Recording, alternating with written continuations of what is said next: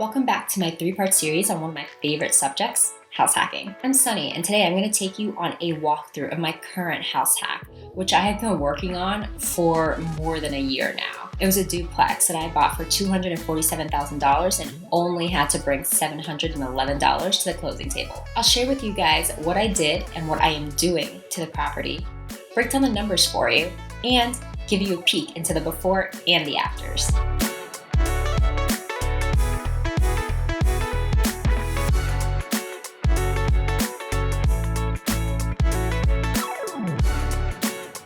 In keeping with today's theme of walking you through a real-life house hack, I'm going to take you through my real-life house hack.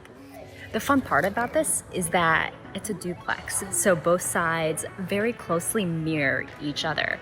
And I am basically done with the renovations on one side, and I'll be moving into the other side. So you get to see what it looked like before I started work and have an idea of what it's gonna look like after I start the work.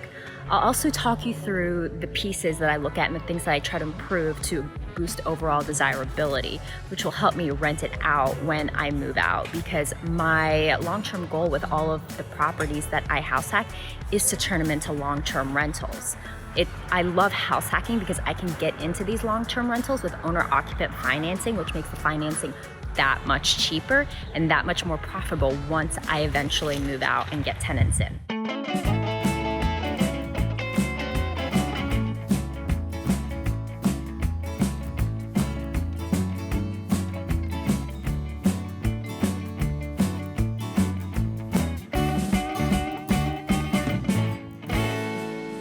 Lied to you guys a little bit. This isn't totally before, it's mostly before, because I did start painting. My tenants moved out and I kind of just couldn't help it. I wanted a little less paint on my furniture this time around. So painting is usually the first thing I do and the first thing that's overlooked, I think, when people sell homes or haven't been keeping up with what tenants really want, you know? So as we go through this house, you'll see that the walls had gotten in really bad shape. Just little things, well, not so little, but the walls needed a lot of patching, and the color was just an outdated color. It's like a salmon beige. It's hard to tell in this light, what the colors are back there, but I'm upgrading it right now. My first change is to make it a more modern blank slate where a lot of people would be more attracted to building their life there because they can envision their own belongings in a place that is more neutral. The other project that I'm really excited about that I didn't do on the other side is this. Was a fireplace, it still is a fireplace, but there was a massive dingy mirror up there, and I could not see anyone walking in and being like, ooh, that looks really cool, so I ripped it off. Well, I hired people to rip it off. The cool thing is that we found brick under the mirror. And so my next project, I'm not going to be doing this, is to somehow get all the mortar off of the brick and apply a treatment to it to keep the brick intact, but be able to show off the fact that there is an actual brick fireplace, because Tommy, who does not love an actual brick fireplace? Where I try to spend the majority of my time in these updates, in these, when I work on a house hack, I try to spend the most of my time in the kitchen. People really love good kitchens, and that's really good for boosting property value. So as we look at this kitchen, you can see that the cabinets are older. The backsplash makes me a little dizzy. Depending on where you go and where you look at it from, it turns into an optical illusion. And the countertop's a little bit old. We don't have any stainless steel appliances. It's just generally kind of outdated.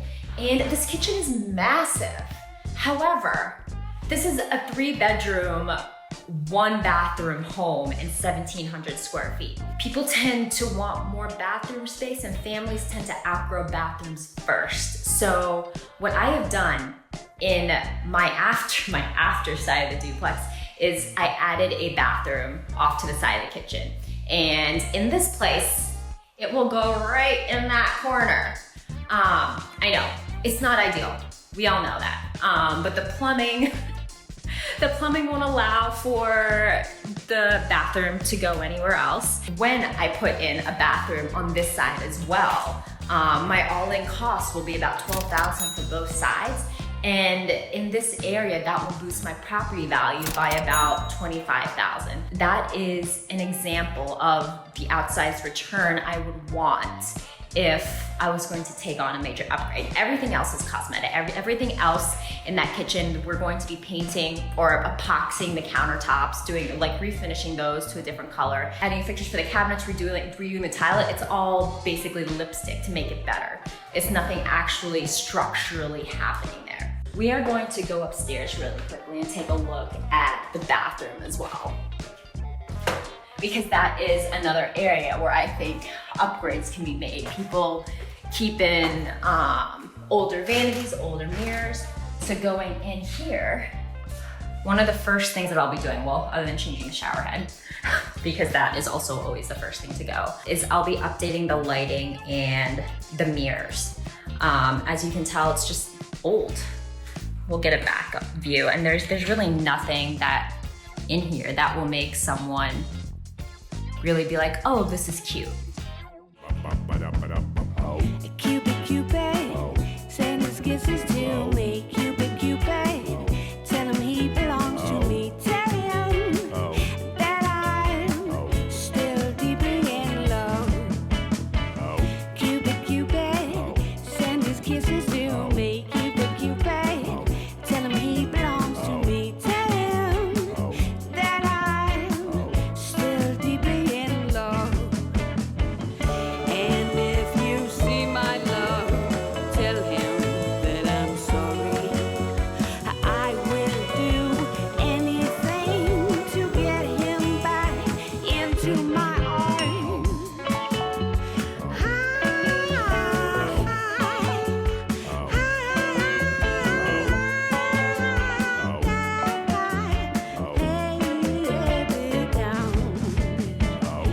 Cupid, Cupid, send his kisses to me.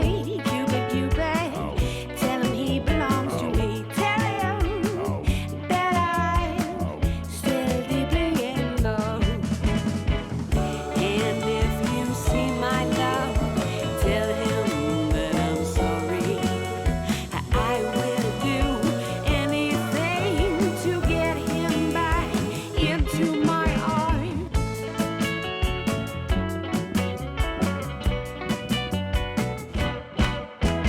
Now that we are done with the walkthrough, let's break down the numbers. How did I pay only $711 to close on this property? Great question. Let me introduce you to the FHA loan, an owner-occupant loan that only requires you bring 3% of the purchase price to the closing table. I also negotiated with the sellers, with the lender, with the title company to get credits, basically left and right, because if you don't ask, you don't get.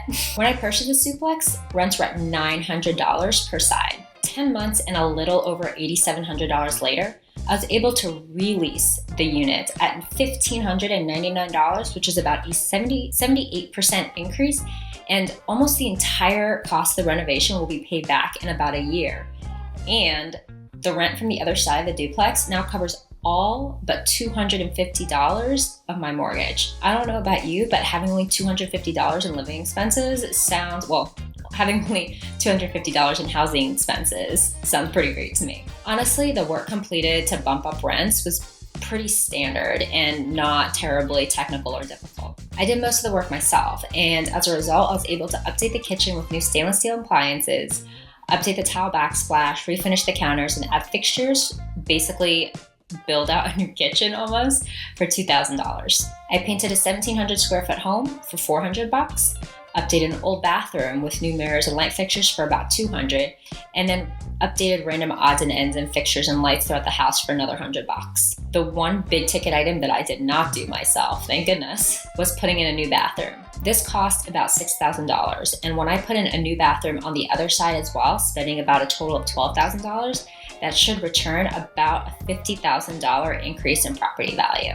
The trick with updating a house hack is to make sure that the improvements really, really enhance the future tenant's living experience, and you really want to make the space more desirable to a greater number of people. And you don't want to pay too much while you're making those improvements. There you have it, my fully transparent house hack. We walked through the home, I share the equivalent of before and afters, my numbers, and how I got there. I really hope that it helped you guys, and if it did, please make sure to drop a comment below and let us know what you think. If you like this video, hit the like button and follow me for more investing tips.